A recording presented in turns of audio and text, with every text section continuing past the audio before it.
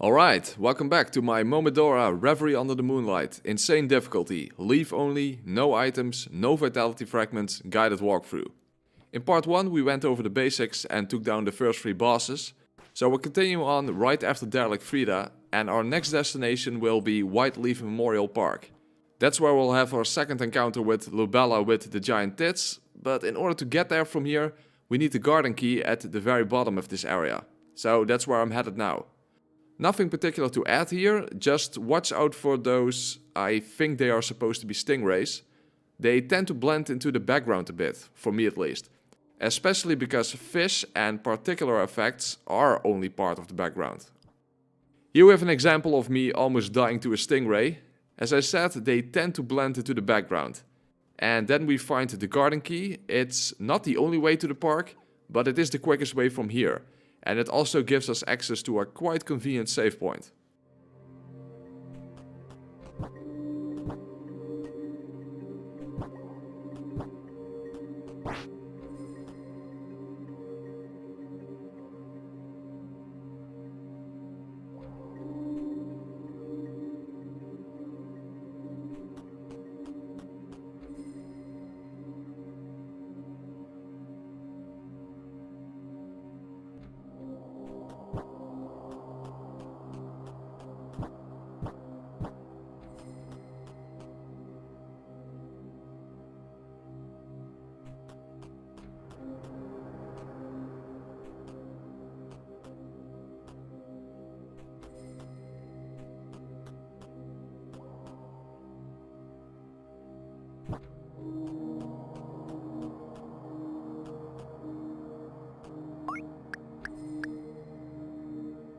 The layout here makes you expect that you could traverse this area without the water present. But as far as I know, there is no way to drain the water.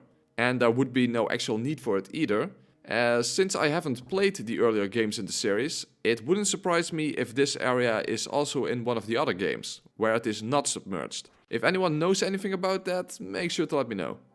Okay, in the park area you encounter a lot of flying enemies, but they tend to actually just hover over you. So they are often not that dangerous when you aren't jumping. And other times you can actually roll through them. Also, the statues you encounter, even though I do attack them, can actually simply be rolled through as well. They look like obstacles, but they aren't. They do have an active hitbox though. That's only inactive right after you hit them. Okay, over here I should not have gone down yet. It's much easier if you go right first and drop down where the floor crumbles underneath you and take the ladder down. Because then you don't have to dodge all of these enemies here.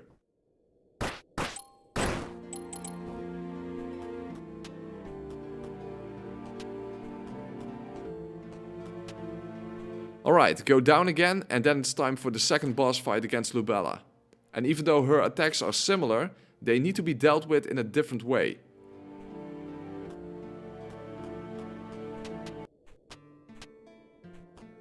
This time, when she disappears, the glowing orbs move towards you in 2 waves right after each other. So you cannot just roll. Instead, as soon as you see them flash, run right and then roll when you reach the W of which. The falling projectiles come in waves this time, and the space in between them constantly differs, and they even fall down from different heights. So it's not safe to rely on iframes here. Instead, try to position yourself in between the projectiles. This is not always possible, however, so sometimes you are forced to roll to an open space. But the point is that you need to only do this when it is absolutely necessary. After all, your roll covers a specific distance that you have no control over. So if you roll too much, you are bound to roll right into a projectile. And of course, during the fight, always watch out for white flashes beneath your feet, indicating that an explosion will emerge from the ground. When our health is about halfway down, the edges of the stage crumble. So to avoid the glowing orbs this time, stand at the very edge and roll at the H of the word witch. And from now on, it's even more important that you don't needlessly roll to avoid the falling projectiles, because you will roll right off the stage if you aren't careful. At the end of the fight, it looks like we die, but instead we are captured and turned into a cat. For a very nefarious reason, I assume.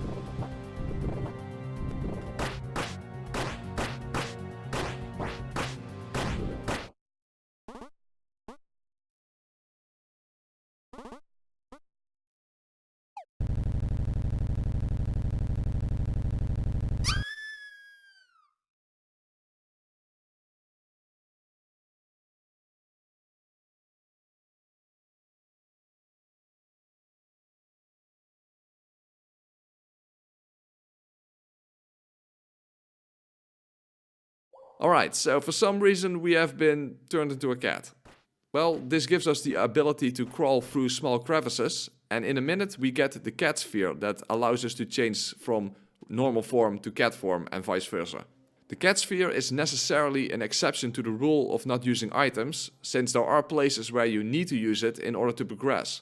But I do not allow myself to use it when it's not needed, because the cat form can actually be quite beneficial when avoiding enemies, especially because your hitbox is smaller and you can move a bit faster. So no cat form unless the game specifically requires you to use it.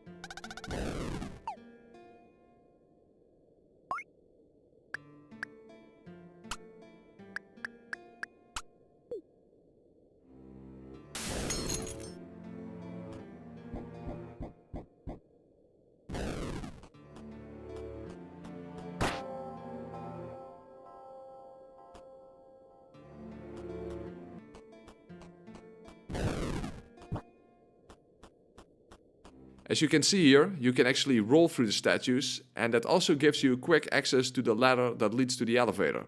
The good thing about the no item run is that you don't need to kill enemies for money, so often it's better to avoid them instead of fighting them.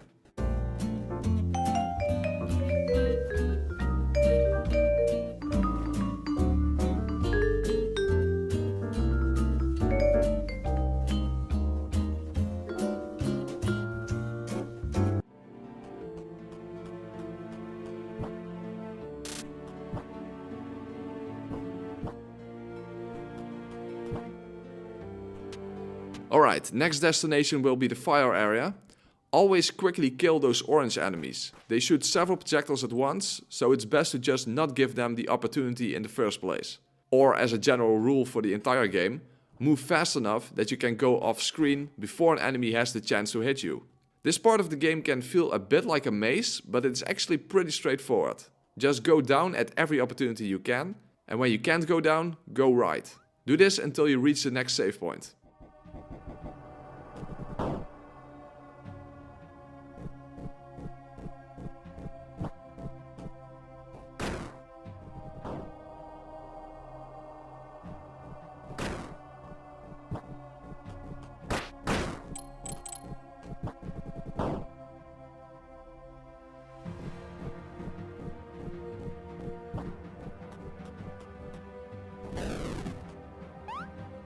When you reach the floor here, go left to reset the enemies. That makes it much safer to go down the ladder.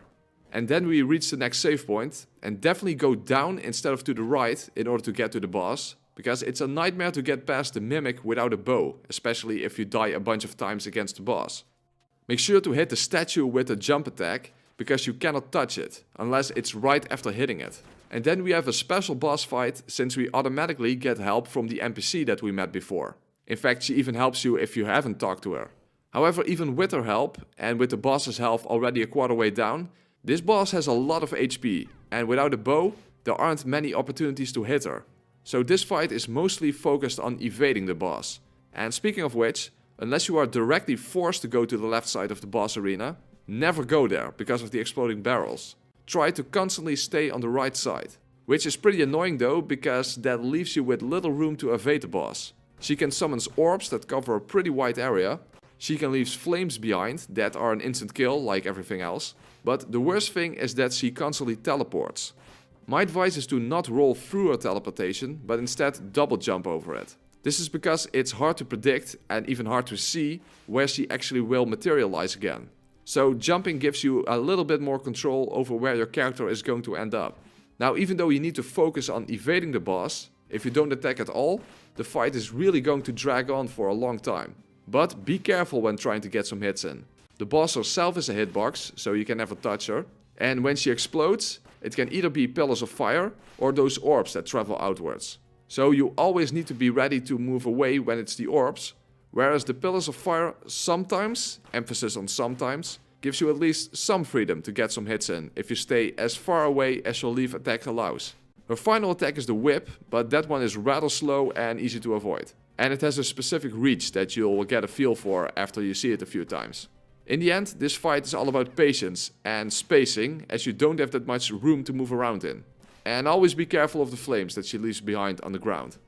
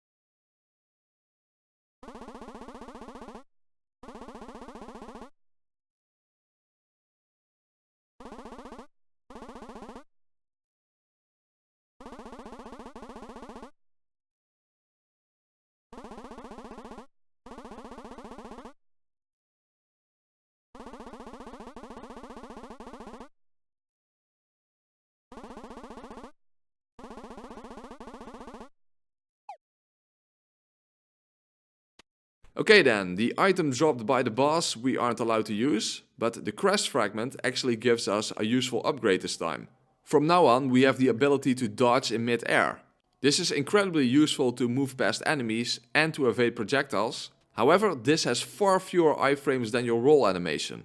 You are especially vulnerable at the end of the dash animation where you stop for a moment in mid-air. In fact, it's hard to tell, but I'm not even sure if you have iframes during the entirety of that dash animation or only at the very start. So yes, it can be used to dodge through attacks, but whenever possible, it's better to use the roll if the attack goes low enough, or to use the mid-air dodge to go over or under an attack rather than directly through it. What I'm trying to say is that the mid-air dodge is very useful, but it's not overpowered like the roll is. By the way, I'm headed to the Cinder Key, but looking back, I don't think that's even a required item. All you need to do is go back up again and go right, and there you will find a tall ladder leading all the way up to the monastery. So that's going to be our next destination.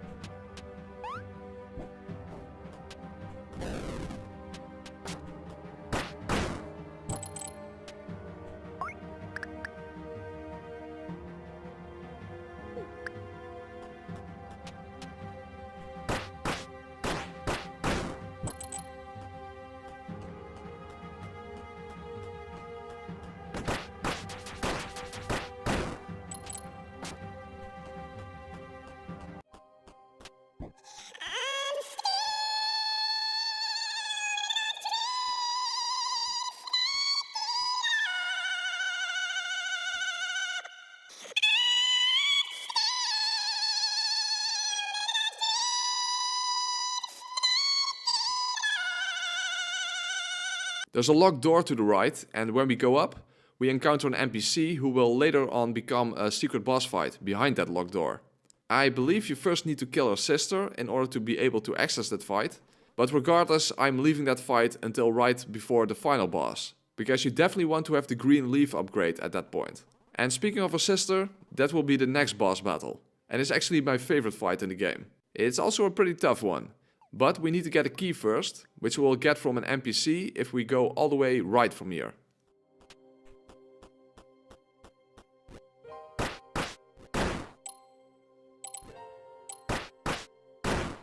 Well, the good thing about not using any items is that there is no consequence for getting cursed. So that's at least something we don't have to worry about.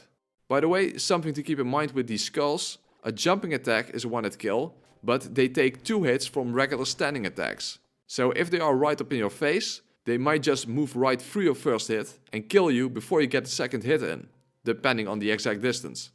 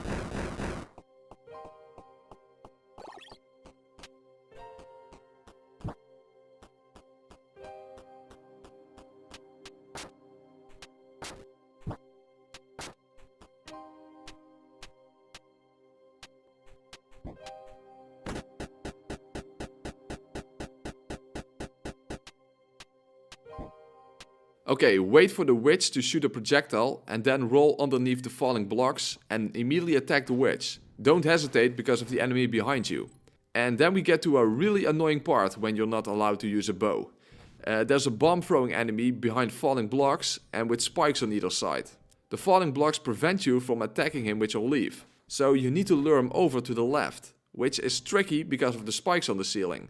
So when they go up, stand right next to where the first block would drop down and immediately hit the enemy when he runs towards you, and then move back. And as you see, you can actually bounce the bombs back with your leaf, although that won't hurt the enemy. So this part is about patience and about reacting very quickly when the enemy dashes towards you. But with a little luck, you can actually lure him right underneath the spikes and that will kill him instantly. Of course, that will only happen if he feels like it.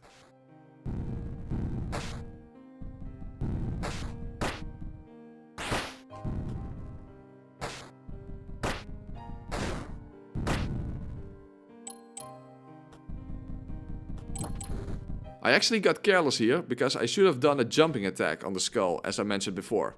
But fortunately he didn't hit me right after all of that. Okay then, time for partner Fennel. Pretty tough fight, especially because you are in constant danger of getting hit by lightning while you're trying to focus on the boss herself. This is a fight where the stun mechanic and knowing when or when not to finish a combo is really important. I generally try to get 5 hits in, so in essence 2 free hit combos after each other but holding the final hit back.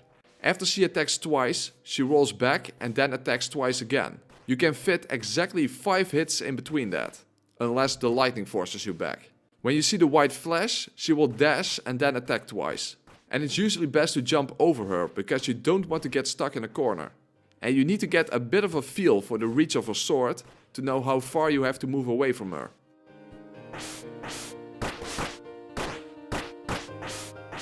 When her health bar is about halfway down, she applies some charcoal pine resin, and now she will follow up each double attack with a jump attack. I prefer to roll through that jump attack. And final tip, don't get greedy. If you miss her counter attack, just wait for the next opportunity, or at least don't try to get 5 hits in again.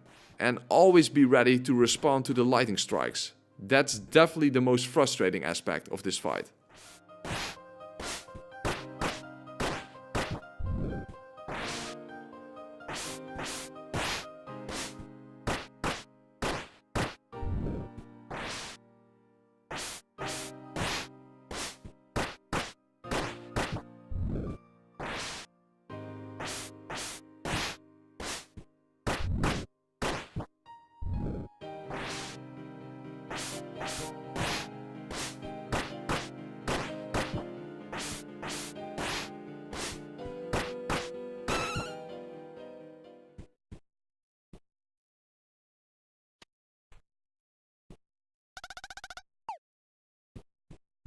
Alright, the third crash fragment. In the next episode we'll get the final one, and then it's time to enter Karst Castle, the final area of the game.